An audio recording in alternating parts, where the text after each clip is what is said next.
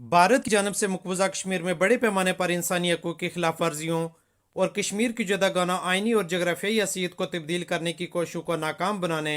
और वादी में कर्फ्यू नाफज करने के खिलाफ बरतानिया भर में मुजाहरों का सिलसिला जारी है। इस हवाले से भारतीय हाई कमीशन लंदन के सामने एक तारीखी मुजाहरा किया गया, जिसमें वज़ीर आज़म आज़ाद कश्मीर राजा फारूक हैदर, साबिक़ वज़ीर आज़म बैरिस्टर सुल्तान महमूद चौधरी, अपोजिशन लीडर चौधरी यासीन और दीगर तमाम मकातब फ़िक्र के लोगों ने, जिनमें औरतों बच्चों ने हज़ारों की तादाद में शिरकत की। अक़वाम मुत्तहिदा की जो करारदादें हैं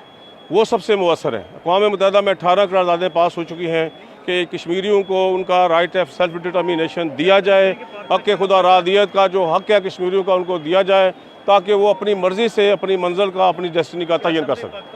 कि हिंदुस्तान के साथ हुकूमत पाकिस्तान को जुर्रत से काम लेना है,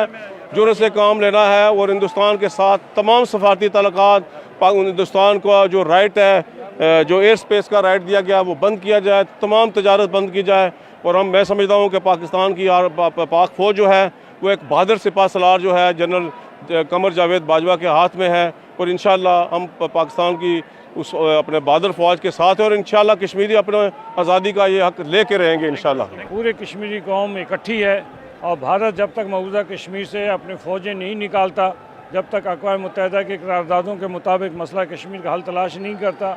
और जब तक वो कश्मीरियों का कत्लेआम बंद नहीं करता, कश्मीर की ये तहरीक आज़ादी जो है ये जारी और सारी रहेगी और पूरी कौम इसमें साथ है। और इसमें किसी किस्म के भारत को इबाम नहीं होना चाहिए कि उसका कोई कानून, कोई आइनी तरमीम जो है वो हमारे रास्ते की रुकावट बन सकती है। सरदार ज़हूर अहमद, गौसिया टीवी, लंदन।